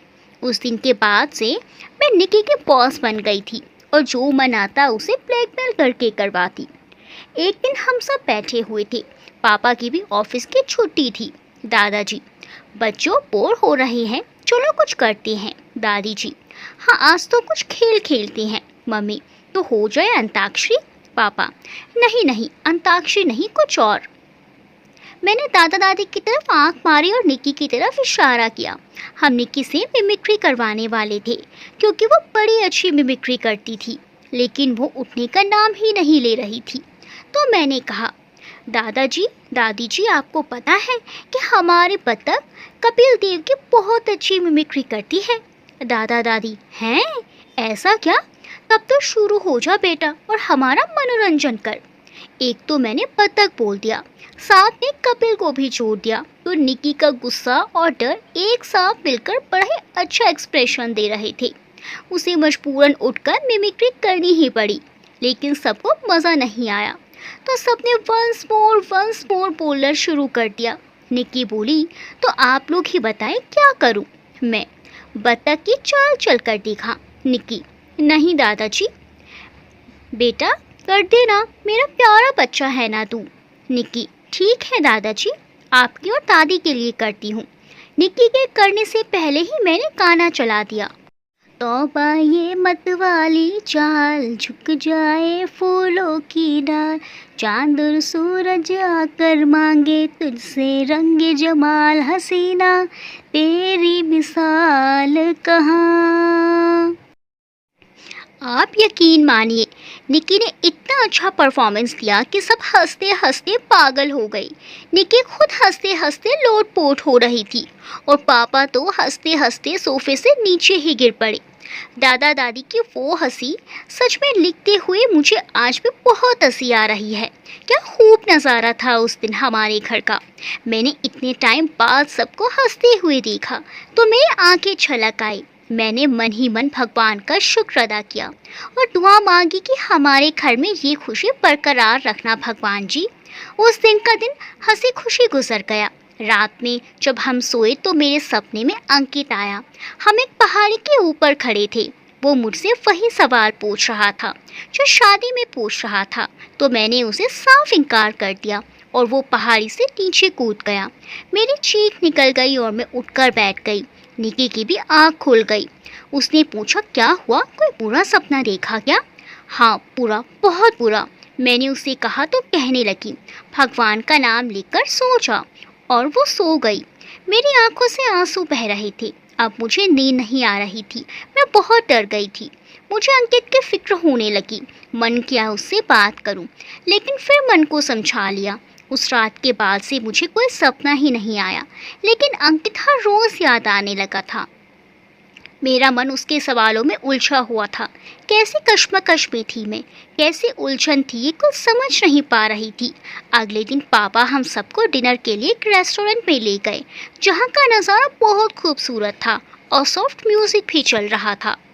अब आँखों में अब नहीं आते, अब तो पलकों में तुम समाए हो, हर घड़ी साथ साथ रहते हो, दिल की दुनिया में घर बसाए हो, दिल की दुनिया में घर बसाए हो, तेरी हर बात पे हम एतबार करते हैं, ऐ सनम हम तो सिर्फ तुमसे प्यार करते हैं। गाने की लाइंस वाला ही तो हाल मेरा भी था। अब मुझे कुछ कुछ समझ आने लगा था। शायद मुझे भी अंकित से प्यार नहीं, ये नहीं हो सकता। मुझे यकीन ही नहीं करना है किसी पर भी। मैंने अपने दिमाग से सब निकाल दिया और डिनर करने लगी। अगले दिन करीब दोपहर के 1 बजे मैं छत पर थी, क्योंकि आज मौसम बड़ा अच्छा था। मैं इधर से उधर टहल रही थी, लेकिन मेरे कदम उस वक्त ठहर गए जब मैंने सड़क पर गाड़ी से अंकित और उसके मम्मी पापा को उतरते हुए देखा। मेरे तो होश ही उड़ गए थे, आंखें फटी रह गई मेरी।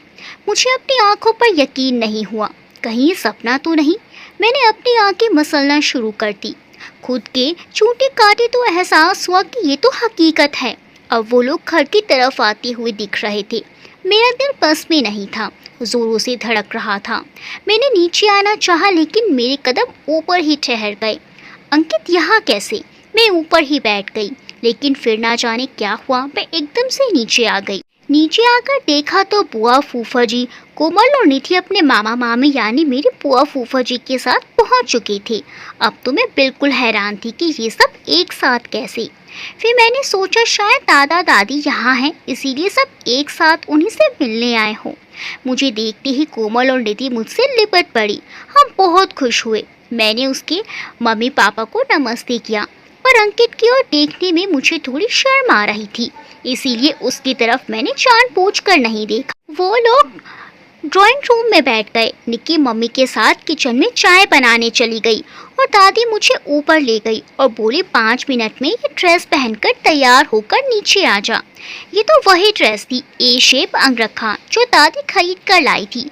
मतलब सभी बड़े लोग शामिल थे इस खेल में। मैं उल्टी सीधी तैयार होकर नीचे आ गई। ड्राइंग रूम से सबके हंसने बोलने की आवाज़ें आ रही थी। मैं किचन में गई, चाय भी बन गई थी। कोमल भी किचन में आ गई और मुझे उस ड्रेस में देखकर तारीफें कम टांग ज़्यादा खींच रही थी। उसने सर्व करने के लिए जल्दी से नाश्ते वाली ट्रे उठा ली, तो मुझे चाय वाली उठानी पड़ी। वो लेकर जब हम पहुँचे तो मुझे देखकर अंकित के चेहरे पर एक अर्थपूर्ण मुस्कान आ गई, जो बढ़ते बढ़ते धीमी हंसी में बदल गई। और तो और कोमल भी उसे देखकर हंसे जा रही थी। मैं मन में सोच रही थी, यार ये दोनों पागल क्यों हो रहे हैं। चाय रखकर मैं कमरे से बाहर ही आ रही थी कि मेरी माताश्री की आवाज़ मेरे कानों में पड़ी। ऐसा करती हूँ भाभी जी, मैं इसके पापा को कह देती हूँ कल ऑफिस से छुट्टी ले लें। आप लोग मिलकर पंडित जी के पास चले जाना। हे भगवान, अब समझ आया सारा माजरा। तभी कोमल पीछे से आकर मेरे गले से झूम गई। क्यों बहना, कैसा लगा सरप्राइज? आया मज़ा? मैं धीरे से हाथ छुड़ाकर बाहर आ गई। मुझे थोड़ा एकांत चाहिए था, तो फिर से ऊपर छत पर आ गई। मैं मन में, यार ये क्या नया ड्रामा है, ये तो घर पर ही आ गया, अब क्या बहाना बनाऊं? पर बहाना बनाना ही क्यों है, ये तो अरेंज मैरिज है, वैसे भी किसी ना किसी से तो करनी ही पड़ेगी। अरे यार, ये मेरे पैर इतने क्यों काँप रहे हैं? शायद सबके साथ होता होगा ऐसा, पर इसे कहीं उस राजा के बारे में पता चला तो हो सकता है शादी से मना ही कर दे, पर इतनी बड़ी बात छिपा भी नहीं सकती। बता देती हूँ, फिर जो होगा देखा जाएगा। बताना तो अभी ही पड़ेगा, क्योंकि अगर शादी के बाद बताया तो फिर उससे नाराज़ होकर शादी तोड़ दी तो। अभी मेरे दिमाग में यही द्वंद्व चल रहा था कि तभी मेरे पीछे से गाने की आवाज़ आई। शायद मेरी शादी का ख्याल दिल में आया है, इसीलिए मम्मी ने तेरी मुझे चाय पे बुलाया है। मैंने चौंक कर पीछे देखा तो अंकित और कोमल खड़े हंस रहे थे। कोमल उसे घर दिखाने के बहाने छत पर ले आई थी। अंकित, सच में आप चाय लेकर आए तब बिल्कुल वही फीलिंग आ रही थी जैसे मैं लड़की देखने आया हूँ और लड़की ट्रे में चाय ला रही है। कोमल, अरे तो लड़की ही तो देखने आए हैं आप। अंकित, जी नहीं, लड़की तो मेरे दिल में ही है, मैं तो उसकी मम्मी को देखने आया हूँ। नहीं नहीं, देखने नहीं, दिखने आया हूँ। कोमल, अच्छा आप लोग बातें कर लो, मैं नीचे जा रही हूँ। मैं, अरे रुक तो। मैं उसे रोकने लगी तो अंकित ने मेरा हाथ पकड़ लिया। चिंता मत करो, खा नहीं जाऊँगा तुम्हें, मैं प्योर वेजिटेरियन हूँ। मैंने हाथ छुड़ाने की कोशिश की और आसपास देखते हुए कहा, हम छत पर हैं, कोई देख लेगा। अंकित, अच्छा किसी के देखने से ही प्रॉब्लम है ना, हाथ पकड़ने से तो नहीं है ना। उसके स्पर्श से चाय कैसी कंपन सी हो रही थी। मैंने हाथ खींचा और थोड़ा दूर जाकर खड़ी हो गई। अंकित, देखो अब थोड़ी सीरियस बात कर लेते हैं। शादी का आइडिया इन बड़े लोगों का ही है, मैं बिल्कुल निर्दोष हूँ। मेरा तो इरादा अभी 2-3 साल अफेयर चलाने का था। छिप छिप कर मैं मथुरा आता, तुम मुझसे मिलने घर पर बहाने बना कर आती, टेलीफोन को घूरते हुए मेरे फ़ोन का इंतज़ार करती, हमारे बारे में थोड़ी गॉसिप्स बनती, फिर कभी घर वाले हमें रंगे हाथ पकड़ लेते, फिर सज़ा के तौर पर हमें कटजोर से बांध देते। पर मेरे तो सारे हसीन सपने इन घर वालों ने तोड़ दिए, सीधा शादी कराने ले आए। इतना बड़ा जुल्म कर दिया मुझ पे। मैं, अभी शादी कहाँ हुई है अंकित, थैंक गॉड तुम बोले तो सही, शादी का क्या है, हो ही जाएगी। मैं, मुझे तुमसे कुछ कहना है। अंकित, OMG, वैसे तो इतना शर्मीली हो और इतनी जल्दी कहने को तैयार भी हो गई। वो 3 मैजिकल वर्ड्स, जल्दी बोलो यार, कब से इंतज़ार में हूँ, सुनने को कान तरस रहे हैं मेरे। मैं, अरे शट अप, कभी तो सीरियस हुआ करो। अंकित, अच्छा बोलो। मैं, देखो मुझे लगता है कि ये सब बहुत जल्दी हो रहा है। I mean, अभी तुम, मतलब अभी हम एक दूसरे को ठीक से नहीं, मतलब एक दूसरे के बारे में कुछ जानते नहीं हैं। मेरा मतलब है कि। अंकित, अच्छा तो यूँ कहो ना, पूछो ना क्या पूछना है, मैं सब बता दूंगा। मैं, अरे तुम समझ नहीं रहे हो। मैं मतलब मुझे। अंकित, किसी और से प्यार करती हो। मैं, एकदम जल्दी से, नहीं बिल्कुल नहीं। वो हंस पड़ा। अरे फिर धीरे धीरे हो जाएगी जान पहचान भी, इतनी जल्दी क्या है डियर। मैं कुछ बोलती उससे पहले ही नीचे से कोमल बुलाने आ गई।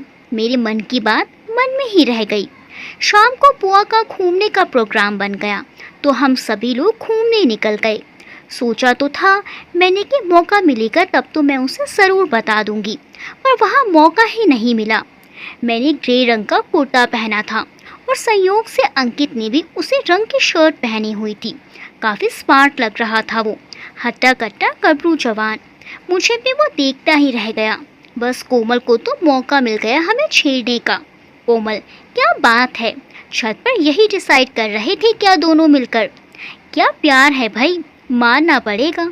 इसीलिए मैडम ग्रे कलर के पीछे पड़ी थी। मुझे हंसी के साथ शर्म भी आ रही थी। अंकित भी बस मुस्कुरा रहा था और सबकी नज़र बचाकर मुझे देख भी रहा था। कोमल, वैसे तुम दोनों मुझे थैंक्स भी बोल सकते हो, क्योंकि मासी को ये आइडिया मैंने ही दिया था। निधि, जी नहीं, मामी को मैंने ही सजेस्ट किया था। अंकित, अच्छा तो तुम दोनों ने तोड़े हैं मेरे सपने। कहते हुए उसने मेरी ओर देखा और हम दोनों हंस पड़े। कोमल, अच्छा तो अब मुझे सीक्रेट छिपाए भी जा रहे हैं, कौन कौन से सपने तोड़े हैं हमने बाय द वे। अंकित ने उसे बताया कि वो तो छिप छिप कर प्यार करना चाह रहा था, पर घर वालों ने शादी की प्लानिंग कर ली। हम सब हंस रहे थे। मैं एकटक अंकित को हंसता हुआ देखने लगी। उसकी हंसी इतनी निश्चल और मासूमियत से भरी हुई थी कि लग रहा था बस देखती रहूं उसे। तभी निधि ने मुझे ऐसे देखता पाकर गला खंखारा। तब मुझे होश आया। फिर तो हम जितनी देर घूमते रहे। अंकित मुझे देखते ही चिढ़ाने के अंदाज में हाथ बांधकर मुस्कुराकर देखने लगता। जब हम वापस घर लौटने लगे तो उसने मौका पाकर मुझसे धीरे से कहा, कल शाम को हम जा रहे हैं, आज रात छत पर आ जाना एक बार। मैं, पता नहीं, सब घर पर ही होंगे, मैं नहीं आ पाऊंगी। अंकित, चलो तुम्हारी इच्छा, देख लेना आ सको तो। हम वापस आ गए। मुझे बस बार बार यही ख्याल आ रहा था, मेरठ वाली बात कैसे बताऊं उसे। धोखे में मैं उसे रखना नहीं चाहती और फ़ोन पर ऐसे बात नहीं हो सकती। फिर क्या करूं? ऐसा करती हूँ, छत पर ही किसी तरह बता दूंगी उसे। किसी तरह मैं छत पर चली गई। मुझे देखकर अंकित भी ऊपर आ गया। मुझे बहुत डर लग रहा था, कैसे बताऊं। मैं बोलने ही वाली थी कि अंकित ने कहा कि देखो, मैं जानता हूँ ये सब अचानक बहुत जल्दी हो रहा है, लेकिन तुम्हें अपनी ज़िंदगी का फैसला लेने का पूरा हक है। तुम जितना टाइम लेना चाहती हो ले सकती हो। मैं ज़िंदगी भर तुम्हारा इंतज़ार करूँगा, ये वादा रहा मेरा तुमसे। मैं उसे एकटक देख रही थी। मैं जो बोलना चाहती थी वो सब मेरे दिमाग से ही निकल गया। उसकी बातें मुझे उसकी ओर ले जा रही थी। किसी भी लड़की को इस पल का इंतज़ार रहता है। मैं कैसी अभागन हूँ कि ये पल एंजॉय भी नहीं कर पा रही थी। मैं एकदम खामोश थी। उसने मुझे बड़े प्यार से पुकारा तो मेरी तंद्रा टूटी। और फिर उसने कहा, तुम्हारा जो भी फैसला होगा मैं उसका सम्मान करूँगा, और कहते हुए नीचे चला गया। फिर मैं भी नीचे आई तो खाना वाना चला और फिर सब बातें करते करते सो गए। कोमल ने सुबह उठकर मेरी आंखें देखी जो रात भर जागते हुए लाल हो गई थी। कोमल, क्या हुआ तेरी आंखों में? लाल क्यों हो रही है? रात को सो नहीं पाई क्या? मैं, यार कुछ नहीं, बस वो ये सब इतना जल्दी हो रहा है तो नींद नहीं आई। कोमल, यार अनु, इस पल को खूब एंजॉय कर, फिर लौट कर नहीं आने वाले ये पल। कोमल कहते हुए वहाँ से चली गई। लेकिन मैं अंकित को धोखे में नहीं रखना चाहती थी। कैसे भी करके मुझे बताना होगा, नहीं तो शादी के बाद बात ज़्यादा बढ़ सकती है। मैं पापा मम्मी को और दुखी नहीं करना चाहती। मैं उसे सब बता कर रहूँगी, लेकिन कैसे क्या करूँ मैं सोच ही रही थी कि तभी बुआ बोल पड़ी कि आज तुम बच्चे लोग सब घूमने जाओगे। थैंक गॉड, बात बन गई। मन में सोचा, लेकिन बुआ मम्मी पापा जाने देंगे? हाँ, मैंने सब बात कर ली है, तुम लोग तैयारी करो। उस दिन सुबह से ही मौसम बहुत सुहाना हो रहा था। काली घटाओं का साथ धीमी हवाएं पूरा दिल से दे रही थी। मैं अपने दिमाग में पूरी रूपरेखा तैयार कर चुकी थी कि मुझे कैसे अंकित को वो सब बताना है और उससे शादी से मना करने पर कैसे खुद को कंट्रोल करना है। मैं कपड़े ढूंढ रही थी कौन से पहनूं, तभी निधि आ गई। खुद का एक सुंदर सा कुर्ता निकाल कर दिया। निधि, ये ले पहन, बहुत बढ़िया लगेगा तुझ पे। मैं, अरे रहन दे, ये ट्यूनिक पहन लेती हूँ। पर वो नहीं मानी। मैंने जब वो ग्रीन कलर का कुर्ता पहना तो वाकई वो मुझ पर अच्छा लग रहा था। निधि ने उसके मैचिंग का ब्रेसलेट भी मुझे पहना दिया और हल्की सी लिपस्टिक भी लगा दी। अंकित बाहर जा चुका था। हम भी जैसे ही तैयार होकर कमरे से बाहर निकले, मम्मी मुझे गौर से देखने लगी। मम्मी, जाओ ध्यान से जाना और जल्दी ही आ जाना। हमने बोल दिया ठीक है, जल्दी वापस आ जाएंगे। मम्मियाँ ऐसी ही होती हैं, उन्हें सब पता चल जाता है, जाने कैसे। हमने बोल भी दिया, तब भी वो हमारे पीछे बाहर तक आई और मम्मी मुझसे धीरे से बोली, ध्यान रख लेना, अगर उस लड़के को तेरे कारनामों का पता चला ना तो रोती रहेगी ज़िंदगी भर। मैं तो अवाक होकर उनकी शक्ल देखने लग गई। उन्होंने आगे कहा, जितना कम बोलेगी ना वहाँ उतना ही सही होगा तेरे लिए। मेरे मुंह से निकला, और जब मेरे मेरठ ना जाने के बारे में पूछेंगे तब तो पता चलेगा ना। मम्मी, ऐसा है, तूने बहुत चला ली अपने मन की। अब अगर तू अपनी हरकतों से बाज नहीं आई ना तो फिर देखना। अंकित गाड़ी में बैठा हुआ था। मैंने उसकी तरफ देखा। उसे भी कहाँ समझ आ रहा था कि ये क्या हो रहा है। वो तो यही सोच रहा था कि माँ बेटी की बातें हो रही हैं। तभी कोमल और निधि निक्की सब बैठ चुके थे। उन्होंने मुझे आवाज़ दी और मैं मम्मी को देखते हुए पीछे बैठ रही थी। तभी तीरो बोली, मैडम आगे बैठना है तुझे। मैं छेपती हुई आगे बैठ गई। निधि, क्या कह रही थी आंटी जी? शक्ल तो बड़ी टेंशस बनाई हुई थी उन्होंने। मैं, नहीं कुछ नहीं, ऐसे ही मम्मियों वाले इंस्ट्रक्शंस दे रही थी। मैंने अंकित की तरफ देखा तो बड़ा मुस्कुरा रहा था। जैसे ही गाड़ी में ठंडी हवा लगी वैसे ही मन मस्त हो गया। मम्मी की डांट भी भूल गई। उसके साथ गाड़ी में बैठकर बड़ी अच्छी फीलिंग्स आ रही थी। ऊपर से निधि और कोमल ने टांग खींचने का कार्यभार संभाला हुआ था। गाड़ी में डिसाइड हो चुका था कहाँ जाना है।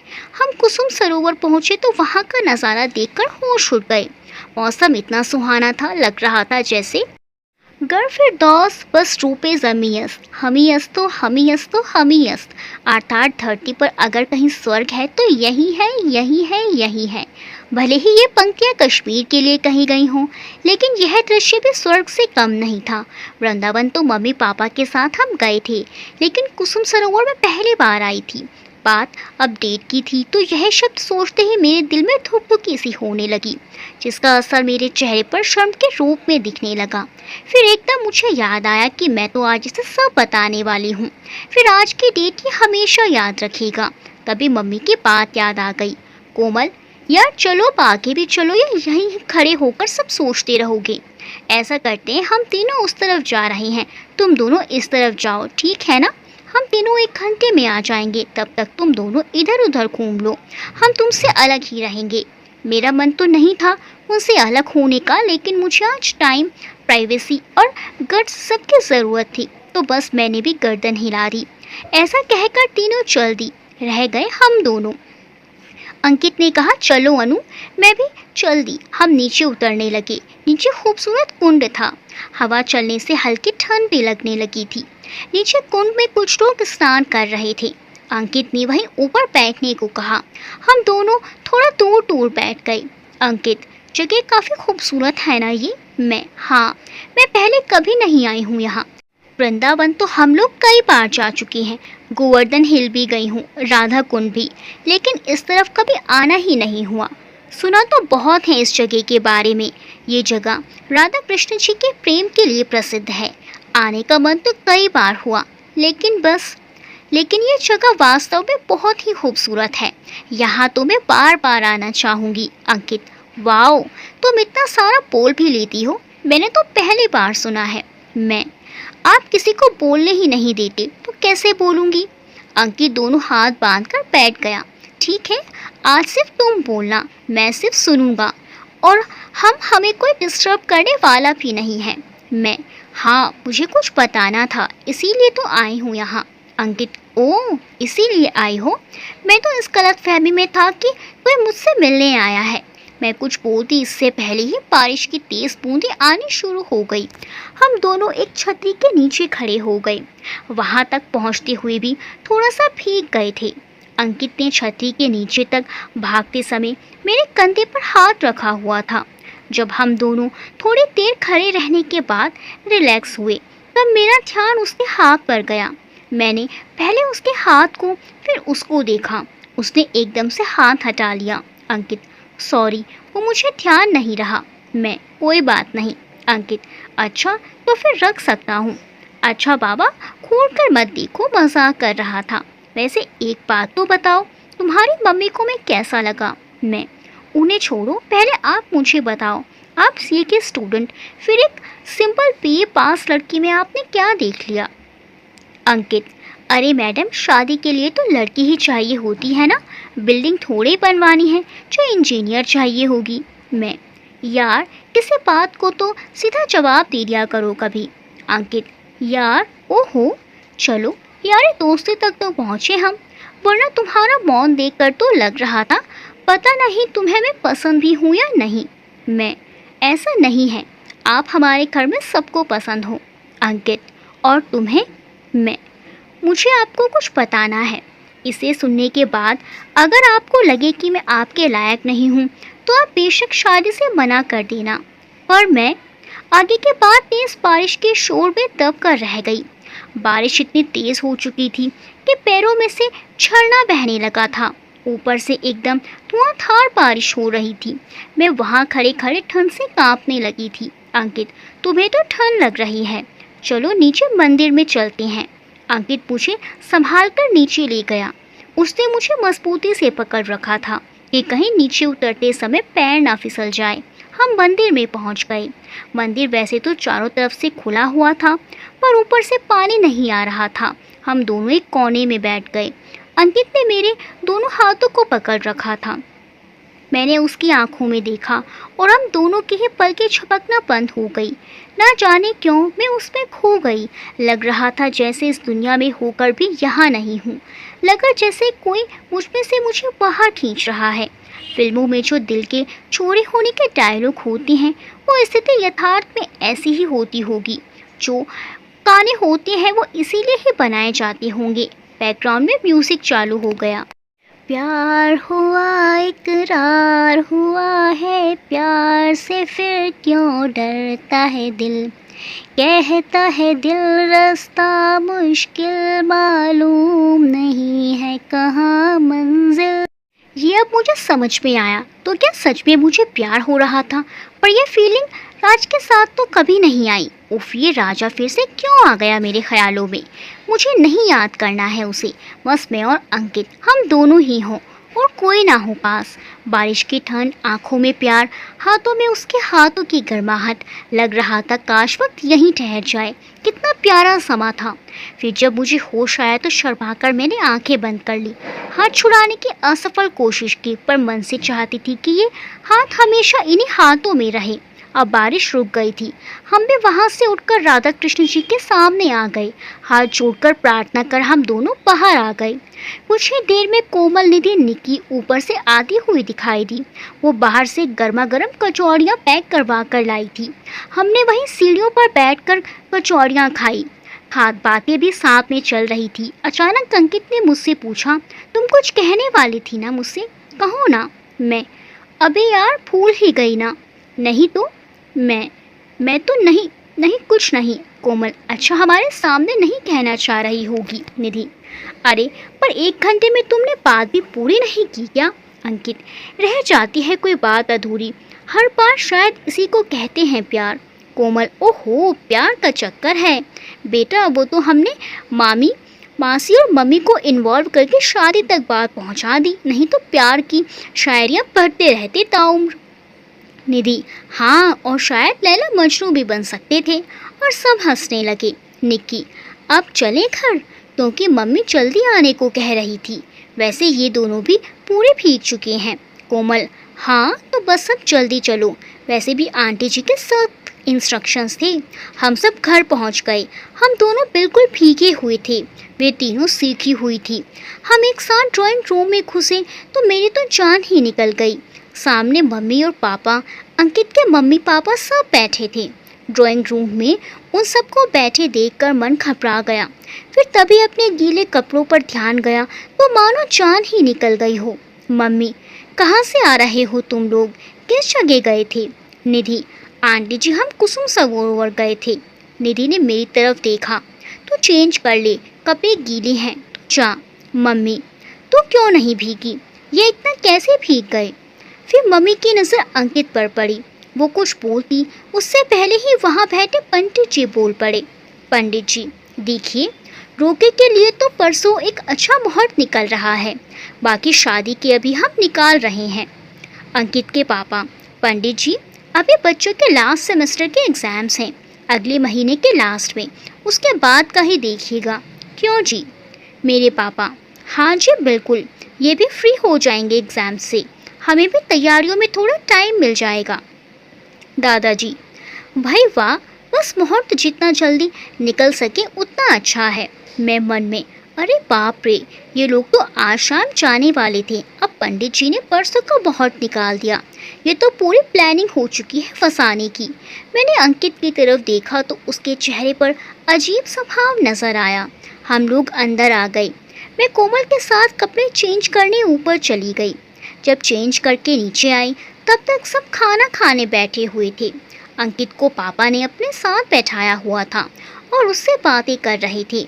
शायद अपने होने वाले जमाई राजा को परखने में लगे थे। मैं परोसकारी कर रही थी, या यूं कहें कि अंकित के समीप बने रहना चाहती थी। बीच बीच में अंकित पापा की नज़र बचाकर मेरी ओर देख लेता तो मैं जैसे निहाल ही हो जाती। हमारी ये आँख में चोली मेरी मम्मी की नज़रों से छिप ही ना सकी। मम्मी, अनु तू अंदर जा बेटा, प्यार से बोलकर आंखों से मुझे घूरकर अंदर आने का इशारा किया उन्होंने। अब मेरी इतनी जरूरत कहाँ जो उनकी निगाहों के तेज को सहन कर सकूं। इसीलिए मैं सीधी सादी बच्ची बेचारे अंदर कमरे में चली आई। मम्मी, शर्म नहीं आ रही क्या बिल्कुल भी? वहाँ सास ससुर के सामने ये पजामा और तिरछी सी टी शर्ट पहनकर घूम रही है। मैं, अभी बने नहीं हैं सास ससुर। मम्मी, चल अब ज़्यादा ज़बान मत लड़ा, खाना वगैरह खा ले फिर बाज़ार चलना है। मैं, क्यों?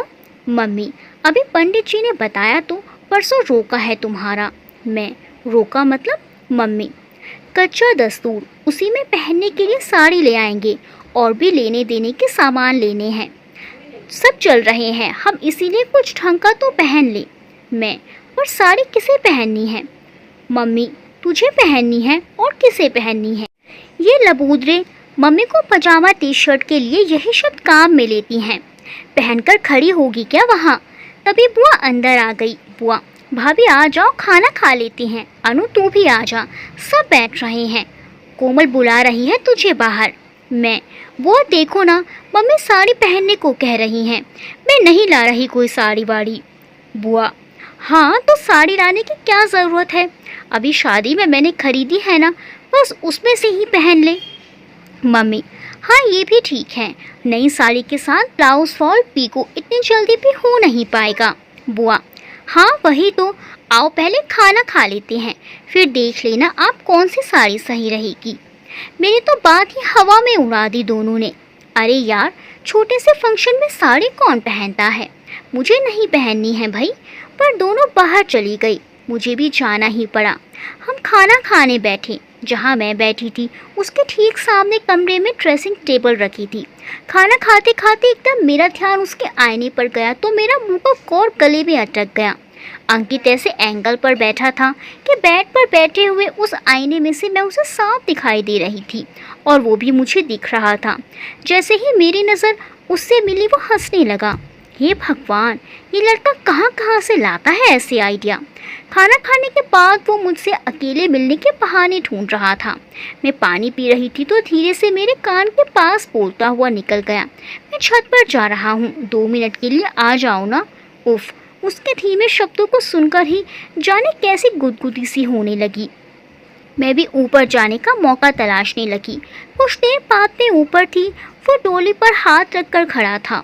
मैं भी उससे थोड़ी दूर जाकर उसी की पोजीशन में खड़ी हो गई। उसने मुझे देखा और बड़ा खुश हो गया। मैं, इतनी हंसी क्यों आ रही है? वो बस खुशी हो रही है ये सोचकर कि कल तक जो इतनी दूर भाग रही थी आज वो एक बार बुलाने पर ही चली आई।